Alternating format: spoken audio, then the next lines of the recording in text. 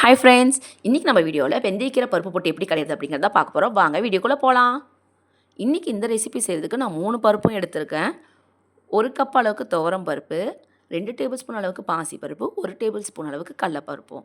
இதை நல்லா வாஷ் பண்ணிவிட்டு ஒரு 1/2 அன் ஹவர் வந்து ஊற வைக்க போகிறேன். பருப்பு ஊறுறதுக்குள்ளே நமக்கு தாளிப்புக்கு என்ன தேவையோ அதை ரெடி பண்ணிடலாம். 1 கப் அளவுக்கு சின்ன வெங்காயம் எடுத்திருக்கேன். அதை சின்ன சின்னதாக நறுக்கியாச்சு. இதோட 4 பல்லு பூண்டு, ஒரு சின்ன துண்டு அளவு இஞ்சி, ஒரு தக்காளி அதையும் சின்னதாக நறுக்கி வச்சுட்டேன். அடுத்து இன்றைக்கி இந்த கீரையை நான் மண்வானலில் தான் செய்ய போகிறேன். அதுக்கு தேவையான அளவு எண்ணெயை ஊற்றி எண்ணெய் நல்லா காஞ்சதுக்கப்புறம் கடுகு, உளுத்தம் பருப்பு, சீரகம் நம்ம சேர்த்துக்கலாம். இதோட 2 வரமிளகாவும் 2 பச்சை மிளகாவும் ஃப்ளேவருக்கும் காரத்துக்காக சேர்த்துக்கலாம். மிளகா பொரிஞ்சதுக்கப்புறமா நறுக்கி வச்சுருந்த இஞ்சி பூண்டையும் ஆட் பண்ணிக்கிறேன்.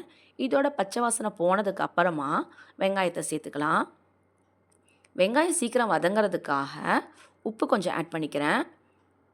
இதோட மஞ்சத்தூளும் காரத்துக்கு கொஞ்சம் மிளகாத்தூளும் சேர்த்தாச்சு. இதை நல்லா வதக்கிக்கலாம். வெங்காயம் வதங்கிடுச்சு. இப்போ வந்து நம்ம தக்காளியை சேர்த்துக்க போகிறோம். தக்காளி வதங்கிறதுக்கு லேட் ஆகும்.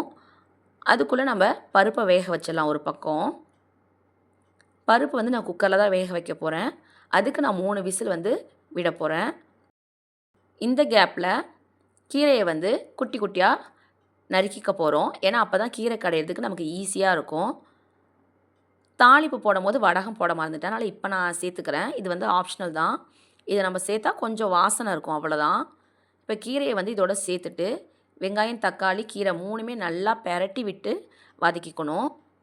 இதுக்கு வந்து தண்ணி ஓரளவுக்கு நல்லா தெளித்து விட்டுட்டு நம்ம 5 நிமிஷம் வாக்கில் சிம்லே வச்சு மூடி வச்சிடலாம். நம்ம அதிகம் அனல் வச்சோன்னா நமக்கு கீரை வந்து தீய கூட வாய்ப்பு இருக்குது. அதனால் நம்ம சிம்மில் தான் வைக்க போகிறோம்.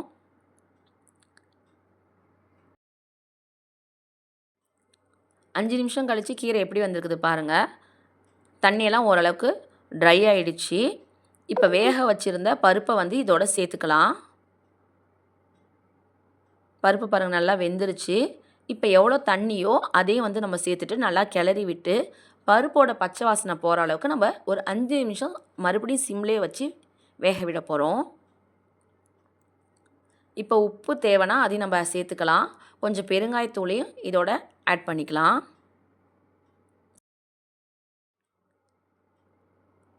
அஞ்சு நிமிஷம் கழித்து கொத்தமல்லி தலையை நம்ம சேர்த்து ஆஃப் பண்ணிட போகிறோம்.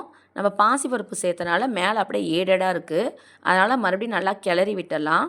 இந்த கீரை ரெசிபி வந்து பார்த்திங்கன்னா சப்பாத்திக்கும் சூடான சாப்பாடுக்கெலாம் நல்லா டேஸ்ட்டாக இருக்கும். நீங்கள் ஒரு டைம் ட்ரை பண்ணி பாருங்கள். ட்ரை பண்ணிவிட்டு எப்படி வந்துச்சுன்னு கமெண்ட் பண்ணுங்கள். இது வரைக்கும் எங்கள் சேனலை சப்ஸ்கிரைப் பண்ணாமல் இருந்தீங்கன்னா சப்ஸ்கிரைப் பண்ணுங்கள். இந்த வீடியோ பிடிச்சிருந்துச்சின்னா லைக் அண்ட் ஷேர் பண்ணுங்கள். இன்றைக்கி என்னுடைய மதிய லஞ்ச் என்ன நான் பேக் பண்ணியிருக்கேன் அப்படின்னு சொல்லிட்டு பார்க்கலாம்.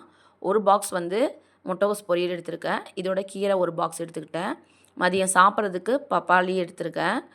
ரைஸ் வந்து கொஞ்சமாக எடுத்துக்கிட்டேன். இதுதான் இன்றைக்கான என்னுடைய லஞ்ச் ரெசிபி. இன்றைக்கான வீடியோ உங்களுக்கு பிடிச்சிருக்குன்னு நினைக்கிறேன். நெக்ஸ்ட் வீடியோவில் நம்ம மீட் பண்ணலாம். தேங்க்யூ.